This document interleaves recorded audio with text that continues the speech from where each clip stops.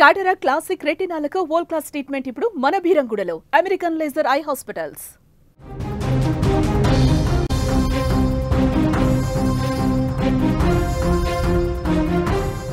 SSC chief నఖ్వీపై BCC fire అయింది. ట్రోఫీని తీసుకెళ్లడంతో ఒక్కసారిగా మండిపట్టుకు గురైంది.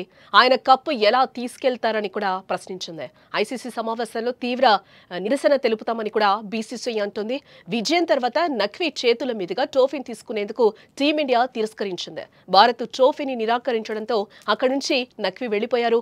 ట్రోఫీని తనతో హోటల్కి తీసుకెళ్లిపోయిన వైనం కూడా మనకి కనిపిస్తుంది. పేరుకే పెద్ద మనిషి, చేసేవన్నీ సిగ్గుచెట్టు పనులు. హుందాగా వ్యవహరించడం అస్సలు రాదు, కనీసం మర్యాద కూడా తెలీదు. అతనెవరో కాదు, పాకిస్తాన్ మంత్రి, PCB chairman, ACC chief Mohsin Naqvi. అతని చేతుల మీదుగా టీమిండియా కప్పు తీసుకోవద్దని తెలిసినా నేనే అందిస్తానని మారం చేస్తూ గంటసేపు అవార్డు ఫంక్షన్ను ఆలస్యం చేయడమే కాదు, తర్వాత అతడు ప్రవర్తించిన తీరు కూడా నవ్వు తెప్పిస్తుంది.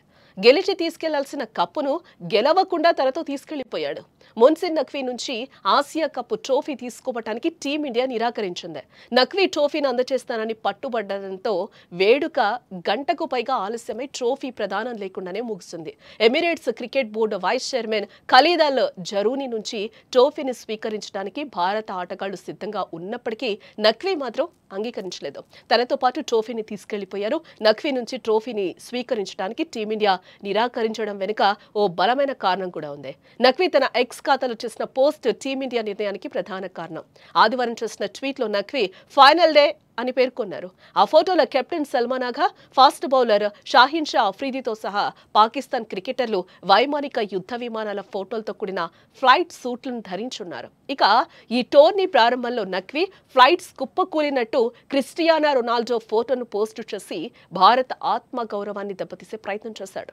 దీంతో నఖ్వీపై ఫైనల్లో భారత జట్టు జలకిచ్చింది. అయితే తనతో పాటు కప్ను, మెడల్స్ ను తీసుకుని హోటల్లోకి వెళ్లిపోయాడు. దీనిపై బీసీసీఐ తీవ్ర ఆగ్రహాన్ని వ్యక్తం చేస్తోంది. ఐసీసీ సమావేశంలో తీవ్ర నిరసన తెలుపుతామని బీసీసీఐ కార్యదర్శి దేవజిత్ సైకియా కూడా పేర్కొన్నారు. అలాగే ఇండియా విజయంపై బీసీసీఐ చాలా సంతోషంగా ఉంది. గ్రూప్ దశలో సూపర్ 4 ఫైనల్లో పాకిస్తాన్ను ఓడించినందుకు భారత క్రికెట్ జట్టును మేము అభినందిస్తున్నాం.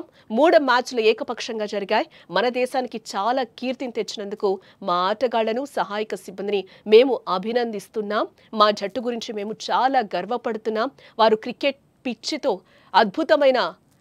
పిచ్పై అద్భుతమైన ప్రదర్శన ఇచ్చారు. భారత క్రికెట్కి ఇదొక చిరస్మరణీయ సందర్భం. టీమిండియాకు 21 కోట్ల నగదు బహుమతి ఇవ్వాలని మేము నిర్ణయించుకున్నాం. ఈ ప్రైజ్ మనీని ఆటగాళ్లకు, సహాయక సిబ్బందికి పంపిణీ చేస్తామని కూడా సైకియా చెప్పుకొచ్చారు. ఏదేమైనా పెద్ద హోదాలో ఉండి నఖ్వీ చేసిన పని పిచ్చికి పరాకాష్ట.